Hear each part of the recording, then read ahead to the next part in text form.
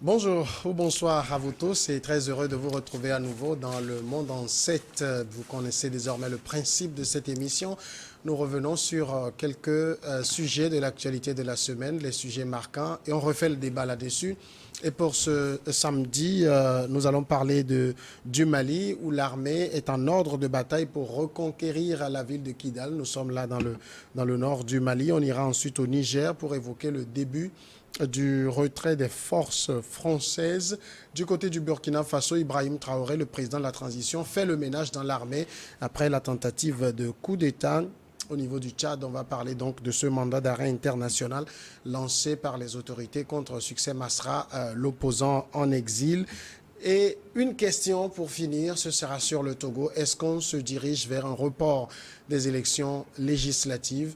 Question que les deux invités de ce jour vont tenter de répondre. D'un côté, il y a le président du mouvement Ton de la jeunesse patriotique.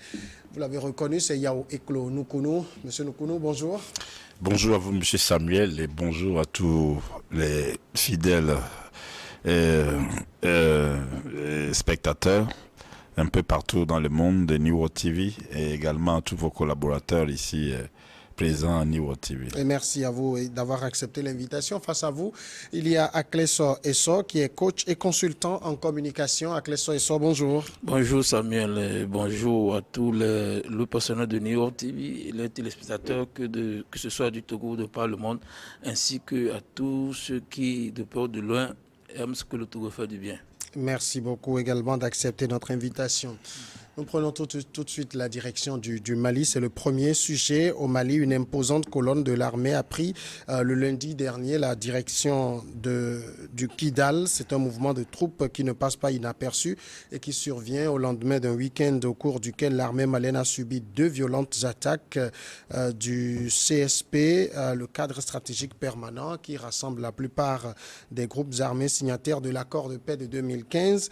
Ces groupes ont repris les armes contre les autorités malienne de la transition depuis le 12 septembre dernier, accusant Bamako d'avoir violé l'accord de paix. Aujourd'hui, à Onukunu, il y a donc une opération de l'armée pour la reconquête de l'intégralité du territoire burkinabé. Est-ce que vous saluez cette volonté des autorités de la transition de reconquérir l'ensemble du territoire? Bon, il faut d'abord reconnaître que dans un passé récent, il y a eu, bon, est-ce qu'on pourrait appeler ça attaque, les autorités maliennes, bon, enfin, la junte militaire au pouvoir au Mali a estimé que c'était une erreur, c'était une maladresse, et donc on appelé à une rencontre, à une discussion avec le groupe armées pour essayer de voir comment planir cette situation, mais c'est l'autre partie qui a été réfractaire, qui a été catégorique en disant non à cette rencontre-là. Oui. Et puis, par après, ils aussi se sont lancés dans des manœuvres contre les positions qui sont celles de la junte militaire. Et bon, et là maintenant, si le pouvoir central au Mali se décide maintenant d'aller, c'est comme, dirais-je, faire face à la réalité, c'est-à-dire ne pas avoir d'autre option, puisque en face, on oui, refuse la discussion. alors, bon, Oui. maintenant, il y a effectivement des informations qui nous étaient revenues, comme quoi, bon, maintenant, c'est l'autre partie aussi qui demande maintenant qui est discussion. Alors, comment tout cela va chuter, comment ça va se finir. Et pour le moment, nous ne pouvons qu'observer. Bon, nous ne pouvons qu'observer.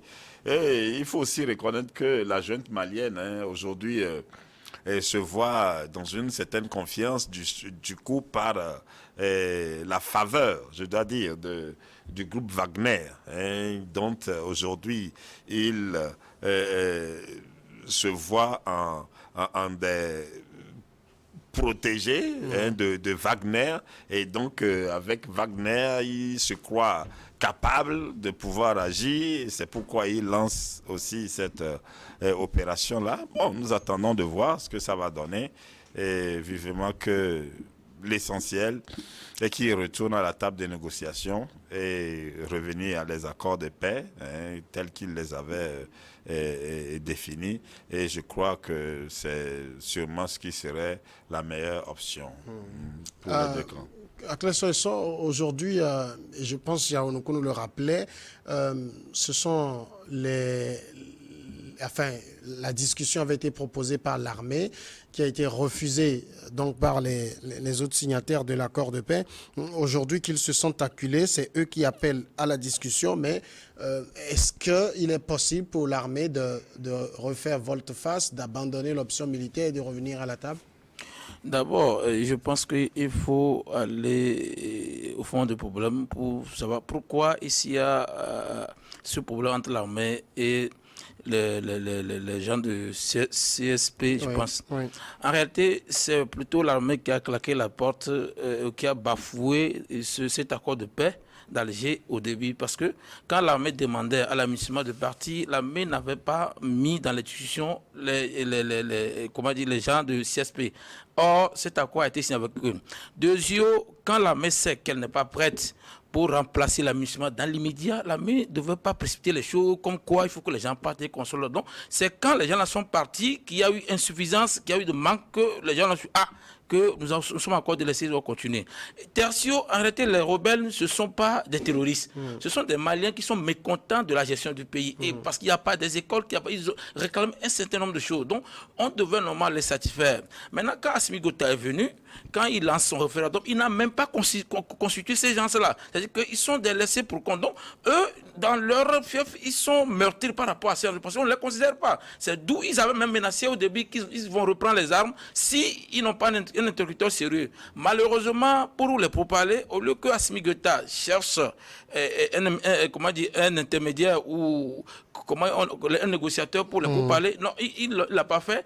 Et n'importe quelle faction de groupe armé ne va jamais aller dans une négociation sans un médiateur en réalité. Donc, l'armée est à la fois celui qui convoque les pourparlers et rien ne prouve qu'en allant là-bas, on puisse les emprisonner eux tous. Donc, je pense que il faudrait que la junte comprenne que ici, ils ne sont pas face aux terroristes, mais ce sont des Maliens qui peuvent collaborer avec les terroristes si ils se sentent acculés. Et quand vous lisez, l'armée dit qu'elle a progressé, le CSP aussi dit que l'armée n'a pas progressé. Donc en réalité, eux aussi ils ont des armes lourdes comme l'armée 1. Maintenant, pour répondre à ta question, je pense que jusqu'à présent, nous avons vilipender la CEDEAO. Quand la CEDEAO a dit qu'elle allait attaquer le Niger, ça voudrait dire que ce n'est pas bien que les vies humaines soient à sacrifier. Donc ici, que l'armée ou la junte comprennent que ce n'est pas bien non plus qu'on tue les Maliens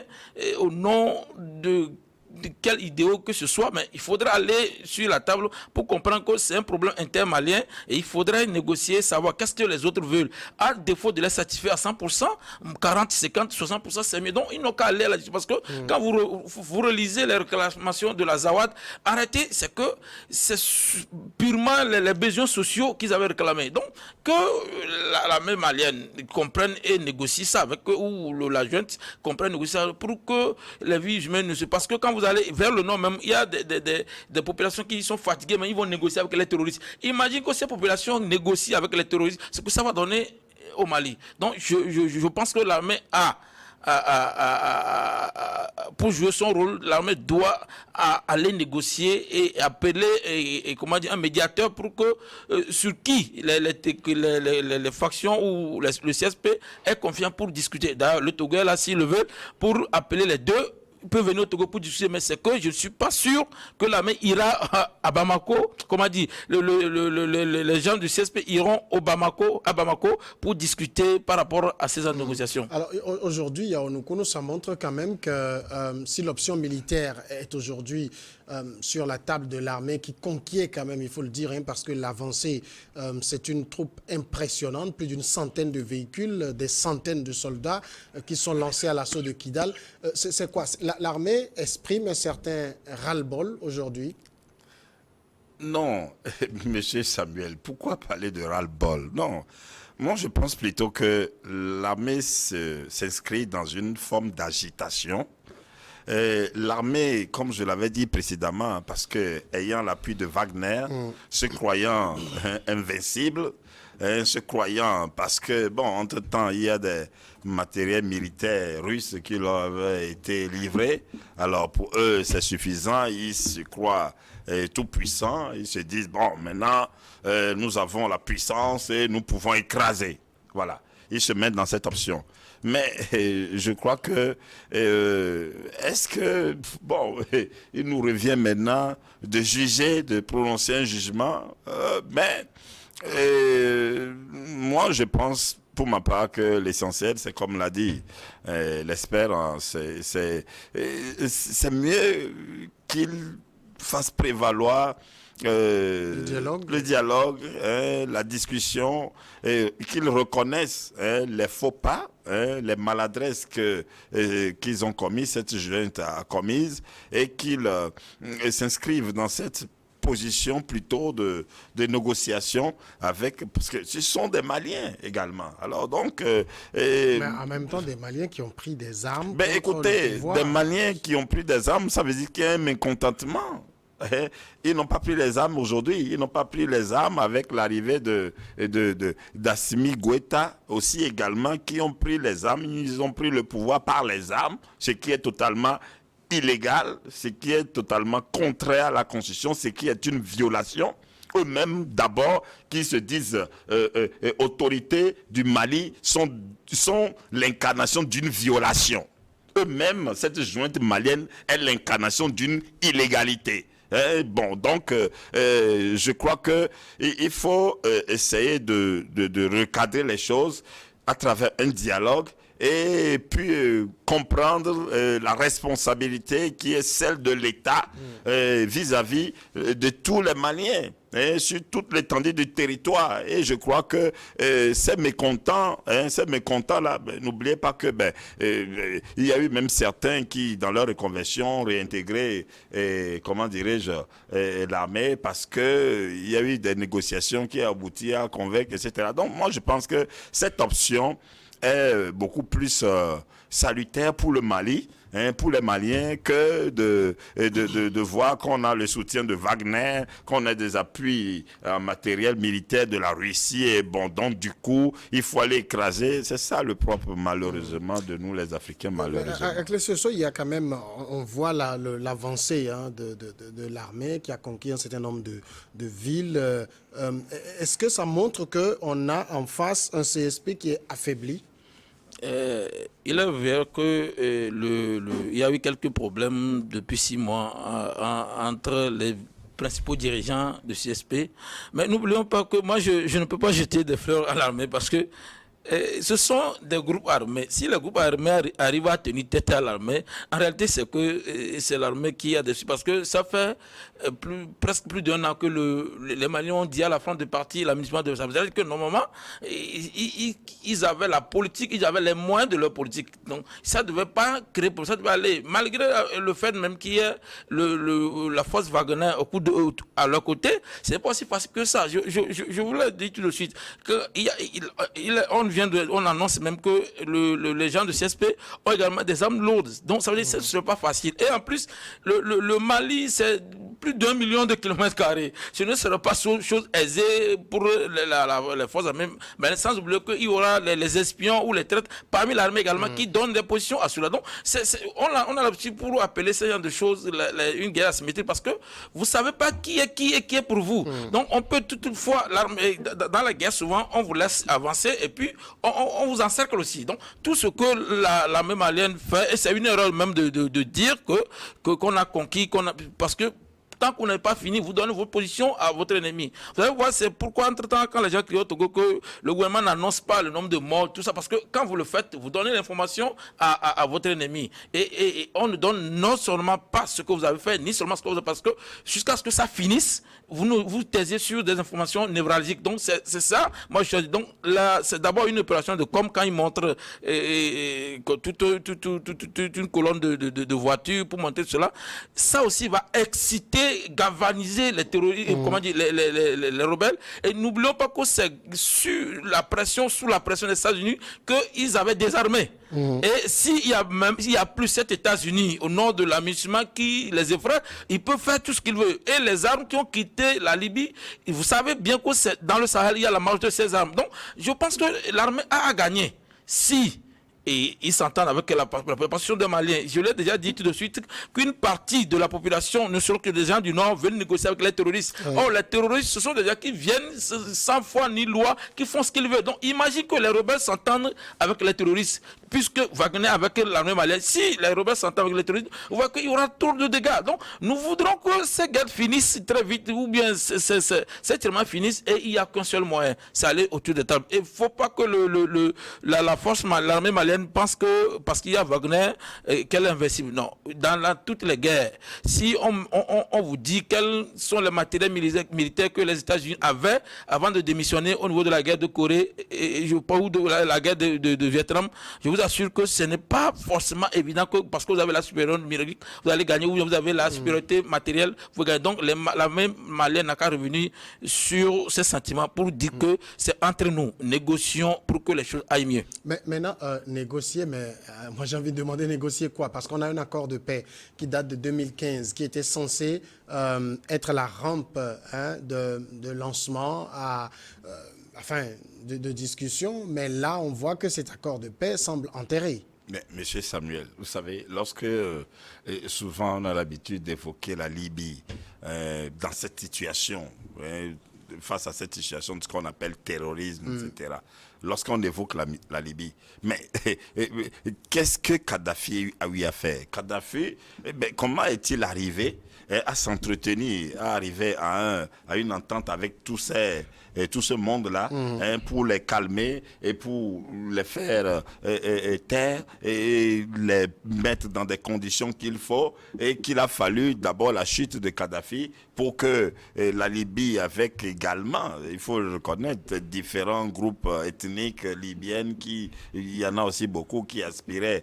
à la liberté, etc. Bon, et nous voyons également la situation dans laquelle la Libye se retrouve aujourd'hui. Alors, ce qui a fait que beaucoup de ces groupes ethniques-là qui ont fait le choix, de retourner vers leur origine. Alors, maintenant que nous sommes face à cela, mais est-ce que l'exemple de Kadhafi ne devait pas prévaloir?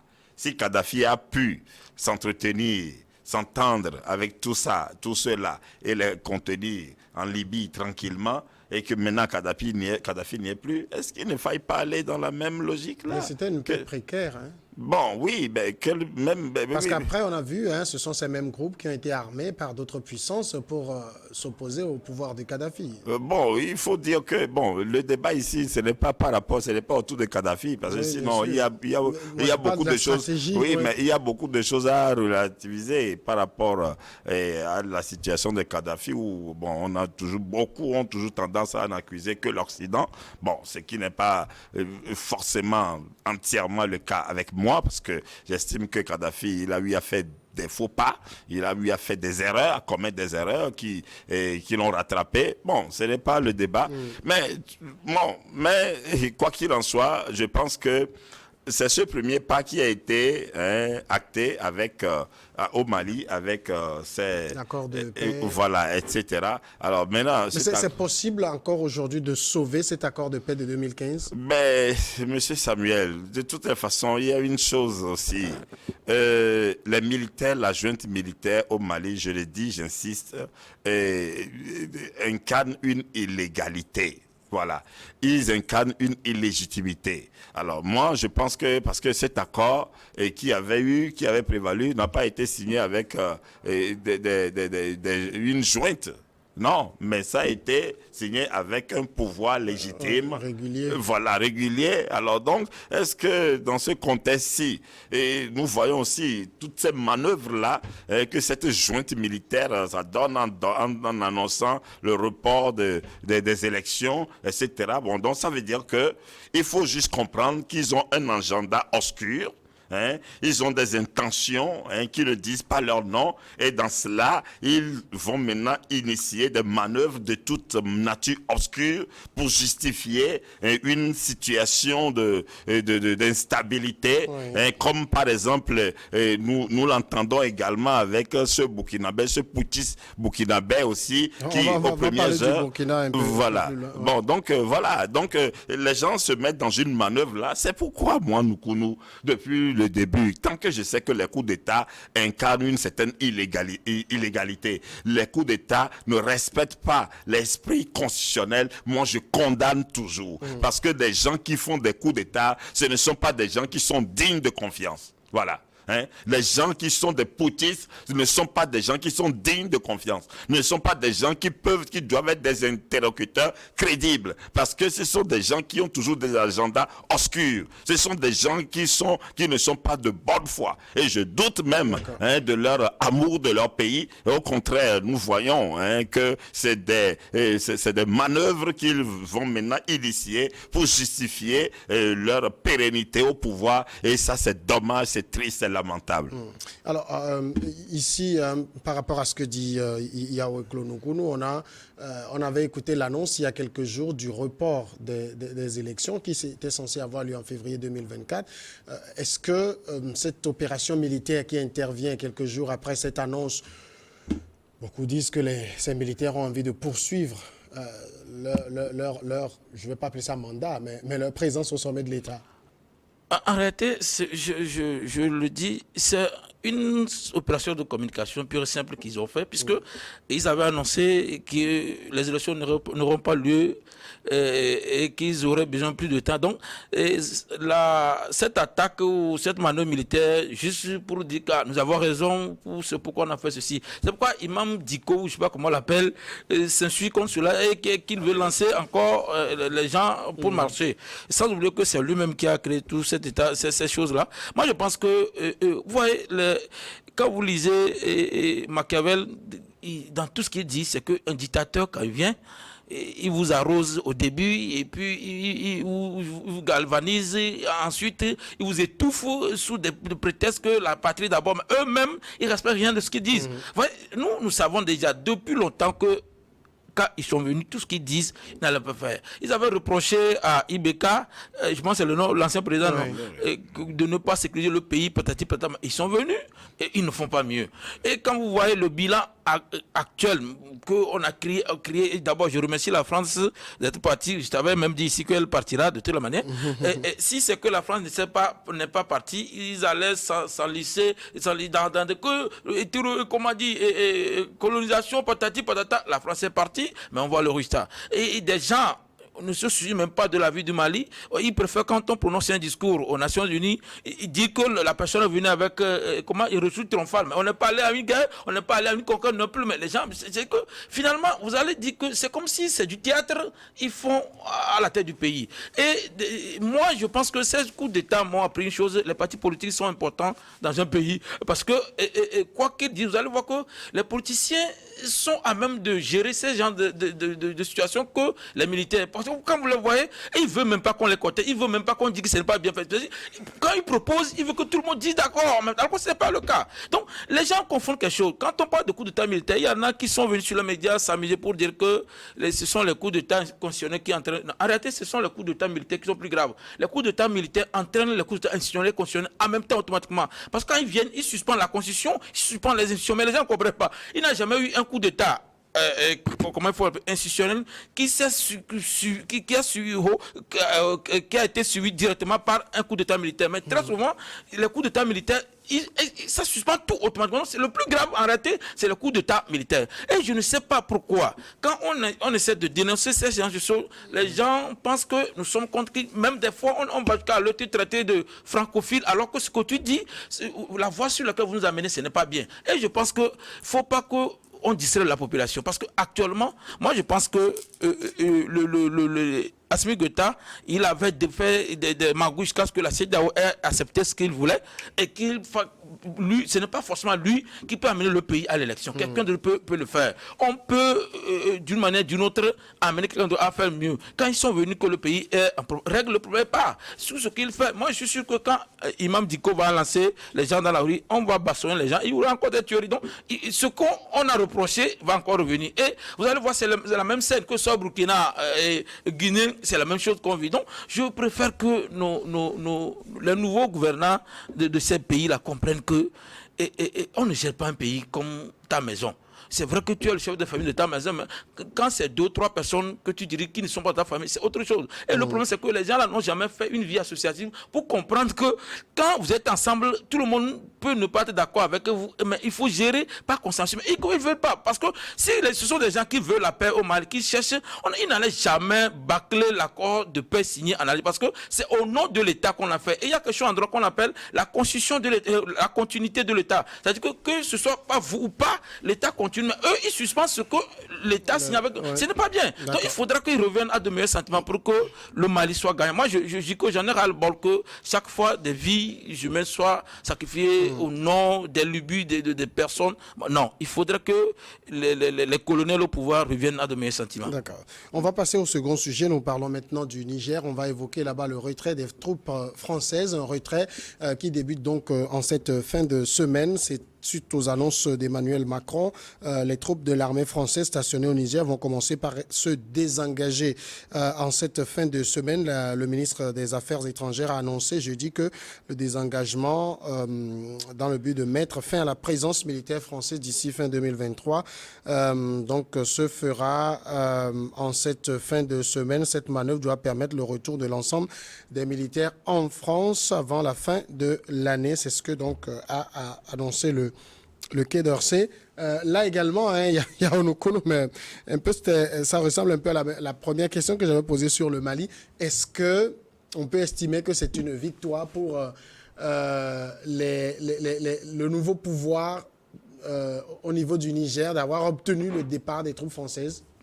Monsieur Samuel, vous savez, excusez-moi le terme, mais nous assistons à une véritable forme d'incongruité. Hein? Nous assistons à une forme d'incongruité.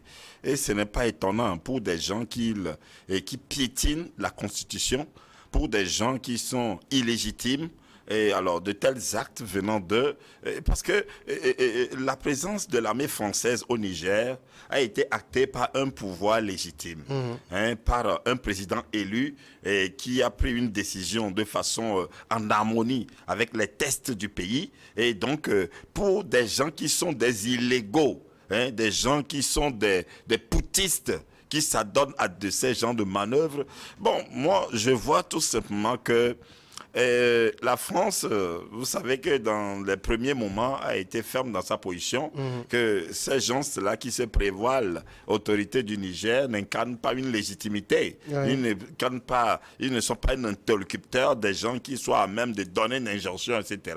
Mais par après, j'ai compris que la France a voulu prendre de la hauteur parce que, au regard de son rôle qu'elle joue dans le concert des nations, et surtout sa position par rapport à cet impérialiste russe Poutine, la France n'a pas voulu se mettre dans une posture d'impérialiste, de déployer, de faire montre qu'elle a la force et qu'elle peut. Non, je crois que elle a été ferme dans un premier temps, mais après elle s'est rétractée parce que ceci la conduirait dans une position, parce que vous savez, si la France décidait de ne pas bouger du Niger, cette junte-là, qu'est-ce qu'ils pouvaient faire?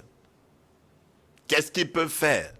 À part ces activistes, comment dirais-je, naïfs, ces activistes incohérents, inconséquents, ces activistes-là qui ont la tête en l'air, point oui, point non, ils manipulent les gens, mettent les gens dans les rues, à part cette provocation où les sociétés qui sont retenues pour livrer des vivres au niveau du camp, oui, non seulement de l'ambassade, mais aussi du camp où siégeaient les militaires, qui les violentent avec la complicité de cette junte-là. Alors, bon, quand vous voyez tout ça, M. Samuel, qu'est-ce qui vous étonne sur la nature de cette junte-là? Quand c'est des gens qui ont fait un coup d'État, des gens qui sont illégaux, les gens qui n'ont aucune légitimité, mais en même moment, vous voyez, ils cautionnent des pauvres citoyens dans ces genres de manœuvres. Alors, qu'est-ce qui peut vous incarner? C'est-à-dire, c'est des gens irresponsables. Vous comprenez? Alors, rien d'étonnant dans ce genre de fonctionnement. Alors donc, je crois que la France a voulu prendre de la hauteur et décider, ce n'est pas de la faiblesse, ce n'est pas une faiblesse du tout. Victoire, quelle victoire? Au nom de quoi? Bon, s'ils ont la capacité, ben, je vous rappelle que dans c'est ici nous étions, lorsque le président Macron, par rapport à Mali, a défini un calendrier, une date de 1 à 6 mois, pour le retrait des troupes françaises, on a vu la junte malienne monter au créneau, dire non, que pas question de 6 mois, que c'est dans l'immédiat, etc. Et la France a mis en garde, si jamais un militaire français est touché, qu'est-ce qu'on n'a pas vu? C'est le délai que la France a fixé, c'est ce délai qui a été respecté. Alors les gens font du bourraha, juste pour faire croire qu'en réalité, ils ne pèsent rien. Alors, il ne pèse rien. Alors, quelle victoire de quelle junte nigérienne par rapport à quoi? Non, moi je pense que c'est la France elle-même qui a voulu prendre de la hauteur. Parce que moi, dans ça même, j'ai soupçonné même des manœuvres de manipulation au regard de l'attitude du Burkina et du Mali. Je me suis dit, mais peut-être cette junte nigérienne a été manipulée par c'est les mêmes jointes, les mêmes illégaux du Niger, du Mali et du Burkina. Et le pourquoi, lorsque la CEDEAO a été également ferme, rapidement, on les a vus rallier. C'est comme dit, ils ont été les conseillers. Bon, maintenant, ils les ont appuyés, comme quoi, bon, ils sont prêts, ils vont envoyer les troupes pour essayer dans une solidarité, parce qu'ils savent la manœuvre qu'ils ont jouée pour pousser les militaires nigériens aussi à aller dans la même illégalité, dans la même démarche que. Alors donc, c'est comme on dit. Les gens, de même à Calbi, se mettent ensemble. Alors, donc, du coup, M. Samuel, il n'y a pas à dire que militaire. Si la France, de toute façon, c'est le président Macron qui a pris la décision, finalement, du retrait, non seulement de l'armée française, mais également que l'ambassadeur revienne. Sinon, ils allaient faire quoi? Ils n'allaient rien faire. Ils sont qui? Si la France décidait de ne pas quitter, ils vont faire quoi? Ils vont rien faire. Akle Sesso, comment vous voyez ça? Est-ce que vous pensez donc qu'on ne peut pas dire ici que les nouvelles autorités nigériennes ont obtenu quelques victoires que ce soit, que finalement c'est Paris qui est maître de son calendrier?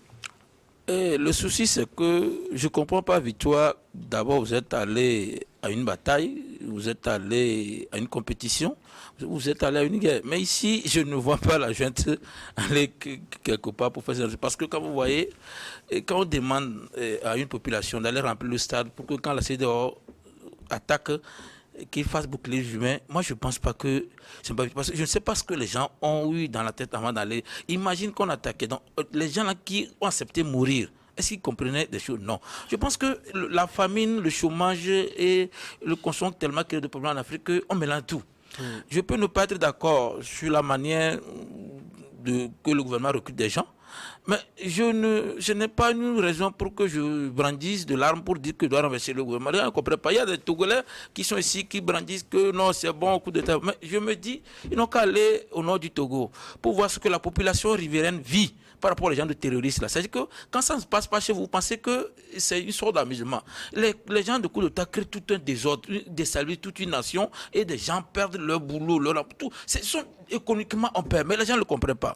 Moi, je pense que la France, d'abord, c'est une puissance nucléaire, c'est une puissance économique, c'est une puissance militaire, et que si on va au bras de fer, ce n'est pas une bonne chose pour les Nigériens. Et je l'ai déjà dit, la France, ce sont les anciens présidents qui s'enlisent dans ces jeux. Nous ne quittons pas et les gens pour lui, les gens gagnent l'argent là-dessus. Avec Macron, à part le mot césarité qu'il a mené, moi je pense que c'est un bon président qui est venu, qui a révélé à l'Afrique en réalité l'identité de certaines personnes. Parce que la France aurait été difficile. Non, non, non, on aurait à attendre autre chose. Parce que les gens gagneraient plus de l'argent que la France. Mais la France, quand vous discutez la France, pas, quand vous dites, c'est quoi?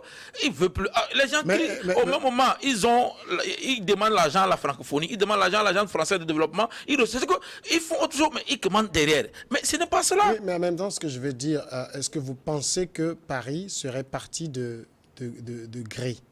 Non, vous voyez, on n'a pas mis pression. Tout ce que le Niger a fait n'a pas obligé la France à partir. Vous avez, c'est que la France voudrait laisser un vide. Voyons le cas de Mali actuellement. L'armée n'arrive pas à maîtriser tout le territoire malien. Vous voyez, alors avec que la France non plus, on ne maîtrise non, pas. non, non. La zone de Kidal, il n'y avait pas de terroristes. Ils ont fait un blocus. Oui, c'est ce que je dis. L'armée n'avait même pas le droit d'y pénétrer. L'armée n'avait pas le droit. C'est une situation qu'on n'évoque pas suffisamment. Hein. Oui, on n'évoque pas. Samuel, l'armée n'avait pas le droit de. Mais c'est que les terroristes, les incursions terroristes ne venaient pas de Kidal et consorts. Mais maintenant, quand les gens veulent attaquer l'armée, c'est pas là ils passent. C'est devenu un carrefour où tout le monde passe. Quoi que les gens aient dit, je pense que nous sommes d'accord que là-bas, et personne n'attaquait ce milieu comme on le faisait maintenant. Maintenant, au niveau du Niger, c'est que moi, les gens peuvent dire n'importe comment, mais la situation du Niger avant le putsch là était mieux que celle du Niger, du Burkina et du Mali. Côté sécuritaire, le Niger était bien. Côté tout ce qu'on puisse dire, le Niger était mieux que ces pays. Oui. Maintenant, c'est maintenant que le Niger s'allie dans mais les gens ne veulent pas qu'on le dise. En réalité, moi, je pense que la France parte. C'est après la France, parce que d'abord, les militaires nigériens commencent par se quereller entre eux. Je ne sais pas si vous le savez.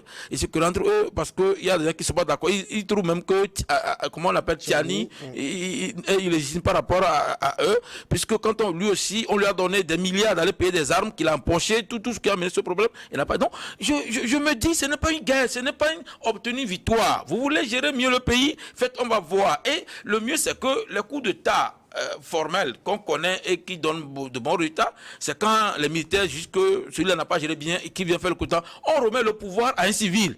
Et le civil, je regarde les choses, vous êtes là comme l'avant-garde consommé. Les gens là, ils veulent s'empocher de l'argent. Vous voyez, quand Traoré est venu, il a liquidé 4 mines de diamants de Burkina Faso à la Russie. Et au même moment, on brandit le drapeau. C'est-à-dire quand vous dites que vous voulez votre souveraineté, vous brandissez le drapeau de... En quoi est-ce que c'est la souveraineté? Je ne peux pas dire que le Togo est souverain, mais je brandis le drapeau de... C'est contradictoire. Donc, si je brandis le drapeau du Togo pour dire que oui, le Togo est libre, mais quand vous faites ça, c'est pas... Non, c'est pour couper. Je dis que ces militaires, ils se trompent de bataille. Ce n'est pas la guerre qu'ils sont en train de faire. Qu'ils continuent. Et qu'on verra ce qu'ils peuvent mieux faire. Mais ils n'ont qu'à prendre la population d'abord et le reste après. Alors, je voulais maintenant qu'on regarde ensemble cet élément parce que pendant que l'armée française qui dispose de 1500 soldats au Niger se prépare à quitter, c'est pour quelle destination? Les autorités de la transition au Niger accusent justement cette armée de vouloir se redéployer dans des pays voisins pour déstabiliser le Niger. Nous écoutons cet élément. Il y a lieu de porter à la connaissance de l'opinion publique nationale et internationale qu'en dépit de l'annonce de ce plan de retrait, la France continue de déployer ses forces dans plusieurs pays de la CEDEAO, dans le cadre des préparatifs d'une agression contre le Niger qu'elle envisage en collaboration avec cette organisation communautaire. Alors voilà les mots du colonel-major Abderrahmane. Il dit que la France se prépare à déployer ses troupes dans plusieurs pays de la CEDEAO. L'un des pays qui avait été énormément cité il y a quelques jours, c'était le Bénin. Est-ce qu'aujourd'hui, vous pensez que Paris va simplement rapatrier ses soldats ou bien, comme il l'avait fait dans le cas du Mali, en leur trouvant une place au Niger, Paris va essayer aujourd'hui de trouver une autre place à ses troupes? Monsieur Samuel, est-ce que au moment où la France quittait le Mali pour s'installer au Niger, est-ce que nous avions entendu de telles déclarations? Le contexte peut ne pas être le même non plus. Bon, maintenant, est-ce que depuis que la France a quitté le Mali pour le Niger, est-ce que vous avez vu des manœuvres de déstabilisation contre le Mali en étant présent au Niger? Je ne sais pas, mais je sais que Bamako avait accusé Paris de violation de son espace aérien plusieurs fois en provenance de pays. Il y avait des choses comme ça. Bon, maintenant, si un pays, et nous disons que tous les pays sont souverains, si un pays doit sceller un accord avec, que ce soit la France ou un pays de l'Union ou les États-Unis, est-ce qu'il a de comptes ou de comptes à rendre ou d'ordre à recevoir de cette junte illégale, illégitime du Niger? Cette déclaration, pour moi, c'est de la bassesse. C'est de la pure bassesse. Vous voyez, c'est des gens qui n'ont pas de vision. Vous voyez, M. Samuel, les Poutines, c'est des gens qui n'ont pas de vision. C'est des gens qui n'ont pas de calendrier. C'est des gens qui n'ont pas d'objectif. Tout simplement, ils sont dans des manœuvres obscures. Ils se lancent tout simplement parce qu'ils disposent des armes en main. C'est des gens qui n'ont pas d'itinéraire et donc du coup quand ils viennent, ils sont dans de la divagation et tout ce qu'ils ont comme langage, c'est un langage de rapport de force, alors que même dans cette force-là, ils sont extrêmement limités. Alors donc du coup, moi je crois que si éventuellement il panique toujours par rapport à cette position de la CEDEAO qui reste intransigeante par rapport à sa position comme quoi plus question de coup d'État dans l'espace et que jusqu'à ce jour, la CEDEAO ne voudrait pas, parce qu'entre-temps, ils ont voulu ouvrir une brèche et tendre, comment dirais-je, un piège à la CEDEAO en annonçant qu'ils feraient une transition de combien d'années là, de 3 ans. Et ils ont cru que, ok, la CEDEAO allait, parce qu'ils voulaient amener la CEDEAO dans sa maladresse de cette CEDEAO elle-même, cette largesse dont elle a fait montre, que ce soit avec le Burkina, avec le Mali, ils s'attendaient à cela également, que la CEDEAO vienne et qu'ils trouvent une entente là pour leur dire, ok, conduisez une transition, etc. Ils croyaient que le même scénario leur serait accordé, mais jusqu'à ce jour, quand ils voient que non, ce n'est pas ça, alors donc du coup, je dirais, ils divaguent. Ils divaguent dans tout cela. Bon, ils sont mais toujours... on est quand même avec des militaires qui ont des renseignements. Des militaires qui ont des renseignements. Des militaires qui ont des renseignements comme si des militaires qui aussi ont des matériels grâce aux Occidentaux, comme si les matériels militaires qu'ils ont, ils sont capables de se les produire. Non! Monsieur Samuel, ne mélangeons pas les choses. Cette junte militaire est en train de foutre du désordre au Niger. Comme l'a dit l'espère, mais le Niger avait quand même une certaine stabilité. Le Niger avait quand même, comment dirais-je, une certaine paix. Donc, du coup, aujourd'hui, ils sont en train de faire du n'importe quoi à la tête du pays et prendre le pouvoir par la force et agir de façon rocambolesque. Non, ce n'est pas bon pour le Niger. Et surtout, le pire encore, c'est que il y en a.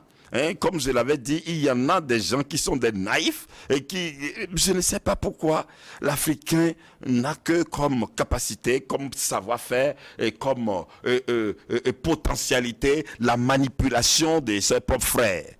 Est-ce que c'est notre statut de pauvreté, comme l'a dit l'expert? Est-ce que c'est cela qui fait que l'Africain ne peut que manipuler son frère, etc.? Non. Donc, moi, je soutiens toujours la CEDEAO si la dernière option, parce que jusque-là, je crois qu'elle fait toujours montre de patience, elle fait toujours montre de réserve. Mais si la dernière option devait être cette intervention, ben moi je pense que arrivé un moment, il faut sonner la fin de la récréation. Arrivé un moment, il faut mettre de l'ordre, il faut arrêter le désordre. D'accord.